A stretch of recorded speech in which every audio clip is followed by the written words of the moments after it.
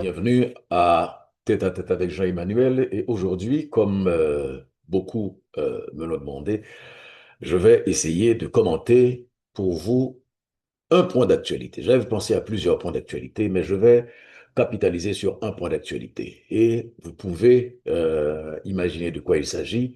Il s'agit bien de la participation d'Haïti à la Coupe du Monde 2026. Mais ce qui a retenu mon attention, c'est la décision de la FIFA d'obliger Haïti à modifier son uniforme pour la Coupe du Monde 2026. Évidemment, ça a provoqué un débat qui dépasse largement le cadre du football. C'est une démarche, c'est une décision de la FIFA qui soulève surtout beaucoup de questions sur la mémoire historique, sur l'identité nationale, mais surtout sur les limites de la neutralité politique dans le sport.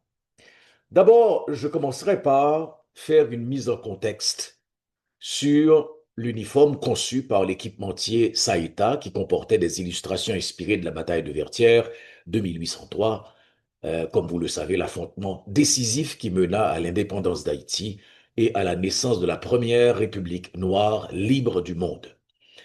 Évidemment, on y voyait des combattants haïtiens brandissant le drapeau national. La FIFA a estimé que ces éléments pouvaient être interprétés comme un message politique, contrevenant à ces règlements interdisant les messages politiques, les messages religieux ou messages personnels sur les équipements de compétition. Et c'est ainsi que Haïti, le gouvernement et Saïta ont finalement accepté de retirer les illustrations afin d'éviter toute sanction ou exclusion réglementaire. Est-ce qu'ils pouvaient résister? On verra ça un peu plus tard. Mais pour le moment, restons sur la FIFA pour regarder l'argument présenté d'un point de vue strictement réglementaire. La FIFA applique un principe de neutralité. Son objectif est d'empêcher que les compétitions internationales deviennent des plateformes de revendications politiques ou idéologiques. Alors, dans cette logique, ce serait que les uniformes doivent demeurer exempts de messages susceptibles de susciter des controverses. La FIFA préfère une interprétation très large du terme politique. Elle applique une règle uniforme à tous les pays afin d'éviter les accusations de traitement préférentiel. C'est ce que dit la FIFA. C'est ce que dit la Fédération euh, euh, internationale de football association. La fédération peut même soutenir qu'une bataille militaire, même historique, constitue un symbole politique, puisqu'elle est liée à la fondation de l'État haïtien et à une lutte contre une puissance coloniale. C'est ici que la controverse apparaît. Vertière n'est pas un message partisan, encore moins un message électoral. C'est un élément fondamental de la mémoire nationale, comparable à des références historiques que plusieurs nations utilisent régulièrement dans leurs symboles officiels. Donc, qualifier Vertière de symbole politique revient à réduire un événement historique fondateur à une simple prise de position idéologique. Or, toute nation construit son identité autour d'événements historiques, que ce soit des guerres d'indépendance, que ce soit des révolutions, que ce soit des mouvements de résistance ou des combats fondateurs. Donc, la bataille de Vertières relève davantage de l'histoire que de la politique contemporaine. La qualification d'Haïti pour la Coupe du Monde représentait déjà un moment historique. Le pays retrouvant le tournoi après plus d'un demi-siècle d'absence, l'uniforme était conçu comme une célébration de cette identité retrouvée. En exigeant le retrait des illustrations, la FIFA est vue comme effaçant une partie de l'histoire nationale, au moment même où Haïti revenait sur la plus grande scène du football mondial. Vous pouvez voir sur les réseaux sociaux les nombreuses réactions qui ont souligné que les drapeaux nationaux, les hymnes et plusieurs symboles utilisés durant les compétitions internationales sont eux-mêmes profondément liés à l'histoire politique des États. on peut considérer donc que la frontière tracée par la FIFA est parfois arbitraire. Certains symboles nationaux sont acceptés tandis que d'autres sont interdits. Regardons un peu le moment choisi. Cette décision est intervenue à quelques jours seulement du début du tournoi, alors que les maillots avaient déjà été présentés publiquement et portés lors de matchs amicaux, sans aucune réaction de la FIFA. Donc cette affaire possède une dimension symbolique plus profonde. La révolution haïtienne, rappelons-le, fut la seule révolte d'esclaves ayant conduit à la création d'un État indépendant. Voir cet héritage considéré comme politique par une institution mondiale doit être interprété comme une difficulté persistante de la communauté internationale à reconnaître pleinement la singularité historique de l'expérience haïtienne. Cette interprétation dépasse probablement l'intention de la FIFA, mais elle explique l'intensité des réactions observées dans les médias et sur les réseaux sociaux parmi les supporters que certains ont trouvé exagérées. J'y reviendrai. Si sur le plan réglementaire, la FIFA soutient que sa décision est cohérente avec son principe de neutralité politique, sur le plan historique et symbolique, cette décision est beaucoup plus contestable. La principale faiblesse de la position de la FIFA réside dans le fait qu'elle semble avoir assimilé un événement fondateur de l'histoire haïtienne à un message politique contemporain. Et pour les Haïtiens, Vertière n'est pas un slogan politique, je le redis, c'est un symbole de liberté, de résistance et de naissance nationale. En voulant protéger la neutralité, entre guillemets, du football, la FIFA s'est ainsi retrouvée en train d'effacer la mémoire historique d'un peuple, au moment où ce peuple célébrait son retour à la Coupe du Monde. Regardons un peu l'incohérence de l'application du principe de neutralité politique de la FIFA. D'un côté, la FIFA a considéré que les références à la bataille de Vertières sur le maillot de la sélection haïtienne constituaient un symbole politique devant être retiré. Pourtant, Vertières est avant tout un événement historique fondateur de l'État haïtien, comme je le disais. Il s'agit d'un symbole de liberté nationale davantage que d'un message politique contemporain. Mais, de l'autre côté surtout, le président de la FIFA, Gianni Infantino, a multiplié les apparitions publiques avec Donald Trump dans le cadre de la Coupe du Monde des clubs 2025 et de la Coupe du Monde 2026.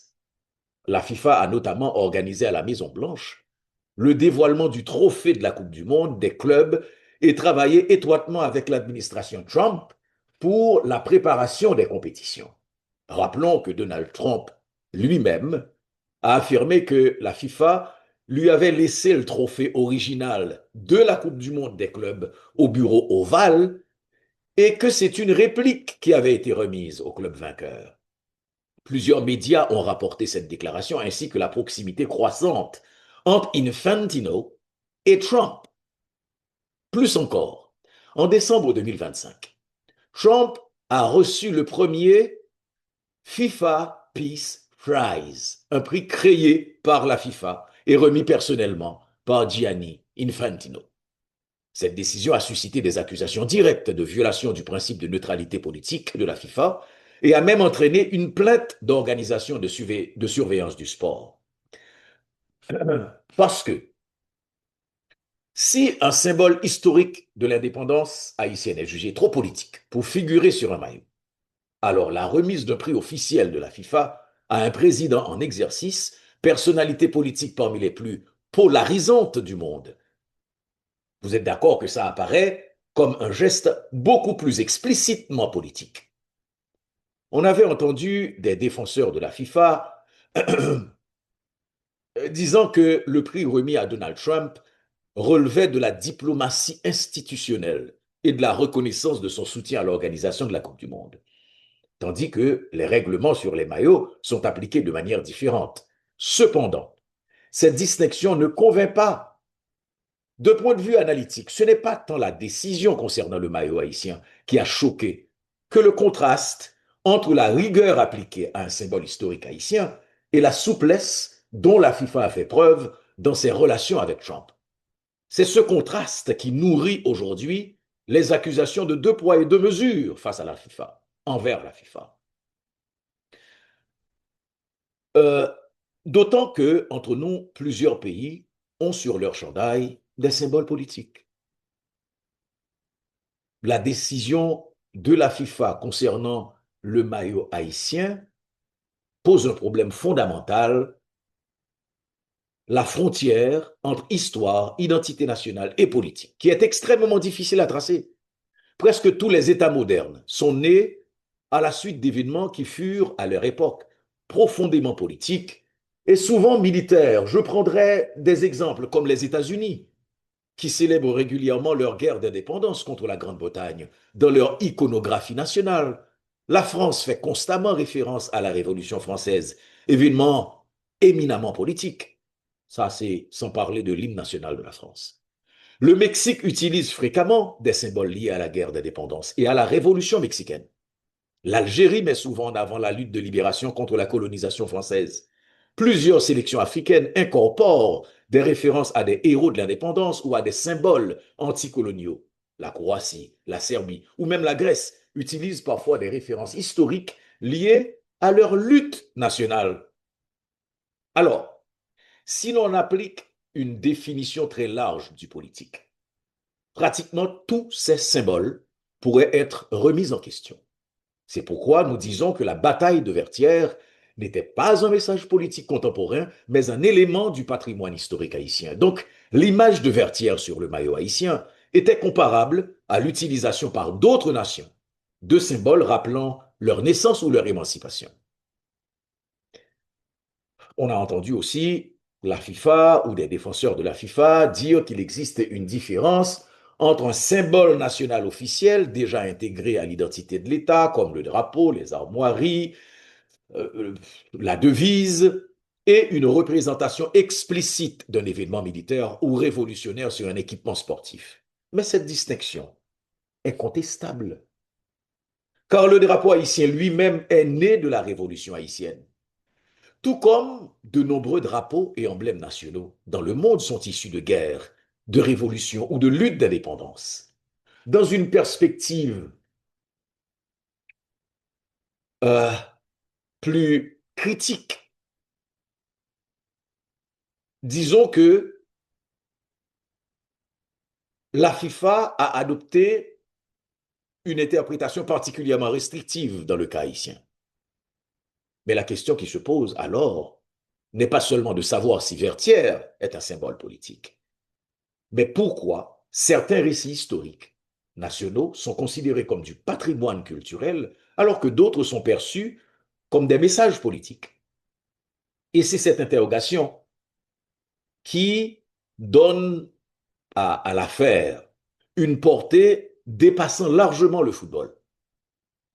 La décision n'a pas été ressentie par les Haïtiens comme une simple question réglementaire, mais comme une remise en cause du droit d'un peuple à célébrer l'événement fondateur de son existence nationale, la victoire de la révolution haïtienne et la bataille de Vertières.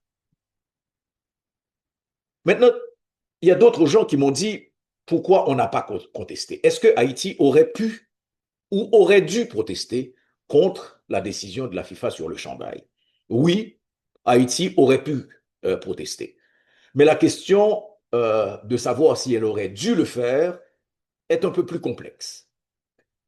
Sur le plan juridique et sportif, la Fédération haïtienne de football pouvait demander une révision de la décision, exiger une justification détaillée de la FIFA, déposer un recours devant les instances compétentes de la FIFA, éventuellement porter le litige devant le tribunal arbitral du sport, le TAS, si elle estimait, si la fédération estimait que la règle avait été appliquée de manière discriminatoire ou incohérente. Cependant, ce type de procédure prend du temps. À quelques jours du début de la compétition, le risque était énorme. Sanctions, interdiction du maillot ou conflits administratifs susceptibles de perturber la préparation aussi de l'équipe. Sur le plan politique et symbolique, on peut soutenir qu'Haïti aurait dû protester, même si elle finissait par modifier le maillot. Une protestation officielle aurait permis d'affirmer que Vertières appartient au patrimoine historique national. Voilà une chose, une des raisons pour lesquelles une protestation aurait dû être formulée. Mais ça aurait permis aussi, ça aurait créé un précédent pour les futures compétitions. Ça aurait obligé la FIFA à expliquer publiquement les critères utilisés et surtout à ouvrir un débat international sur la différence entre symbole historique et message politique. Une protestation n'aurait pas nécessairement signifié un refus d'obéir. Il aurait été possible de déclarer que Haïti respecte les règlements de la FIFA, mais que nous contestons l'interprétation selon laquelle la bataille de Vertières constitue un message politique. Cette position aurait été à la fois ferme, mais prudente aussi. La fédération euh, haïtienne ne l'a pas fait. Pourquoi? On peut prétendre beaucoup de choses. La fédération se trouvait dans une situation délicate. La qualification à la Coupe du Monde représentait un événement historique. Beaucoup auraient jugé irresponsable de mettre en péril la participation de l'équipe pour un conflit sur un chandail avec la FIFA. Il existe aussi un rapport de force inégal. Une petite fédération comme Haïti dispose de beaucoup moins de poids politique qu'une grande nation du football comme l'Angleterre, l'Allemagne ou le Brésil. Dans les organisations internationales, les fédérations moins influentes choisissent souvent le compromis plutôt que l'affrontement. Mais c'est une occasion manquée. Avec le recul, on peut dire que c'est une occasion manquée. La bataille de Vertières n'est pas seulement un épisode militaire. Elle représente la fin de l'esclavage colonial et la naissance de la première République noire indépendante. Les Haïtiens estiment qu'un symbole d'émancipation universelle ne devrait pas être assimilé à une propagande politique. Dans cette perspective, une protestation officielle, même sans succès immédiat, aurait pu devenir un acte de défense du patrimoine historique haïtien. Le véritable débat n'est donc peut-être pas de savoir si Haïti devait défier la FIFA jusqu'au bout, mais si elle aurait dû inscrire au dossier une contestation formelle afin qu'il reste une trace officielle de son désaccord avec cette interprétation de l'histoire haïtienne. Voilà ce que j'ai voulu dire aujourd'hui. Le débat est ouvert, vous pouvez réagir sur la page et je me ferai un plaisir d'échanger avec vous. On se retrouve bientôt. Au revoir. Bien.